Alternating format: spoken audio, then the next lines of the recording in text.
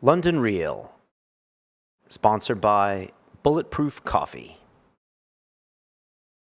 18 months ago, I had a load of personal shit going on, right? And what I want your audience to think about is do not confuse bad luck with bad decisions. We're all guilty of that. Okay. Oh, it was bad luck that I got caught in a bank with a handgun and somebody grassed on me. No, what was stupidity on your part? You've been speaking to too many people. So what happened with me is I made some personal bad decisions, right? I'm not prepared to go into them, right? But I've made some bad decisions, me personally. But I also had, and maybe, just maybe, the reason that I made those bad decisions was as a result of some of the shit that was going on in my business that had a load of pressure. I had a load of pressure. And this is what happens in life, that when you have pressure, you start masking the shit that's going on in your life.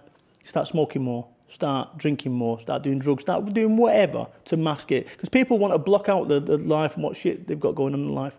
This is what happened with me. And my life was like a game of Jenga.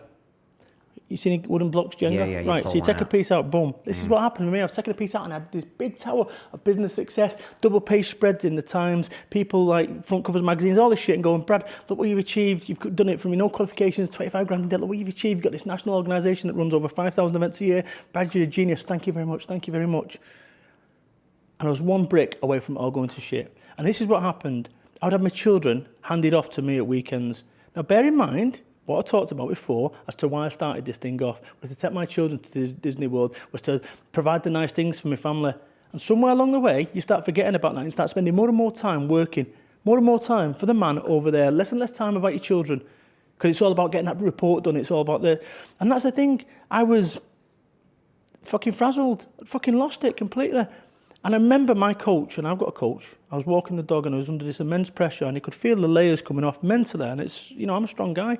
And I was weak, I was at my weakest, but yet I'm fronting it off. I'm speaking in front of all these people, hundreds of people at these shows, and internally I'm fucked. And my coach said to me, and it's a great question that you've always got to ask yourself when you're making bad decisions, right? Are you willing to risk it all? Are you willing to risk it all? And if the answer is no, why the fuck are you doing what you're doing? And that to me gave me complete clarity about the situation, and I went some way to start fixing my life up. So you should be willing to risk it all every day? No fucking way. No, listen, there's ways and means. What you need to understand is this. Was it a price worth paying, me potentially getting divorced and losing my family to have business success?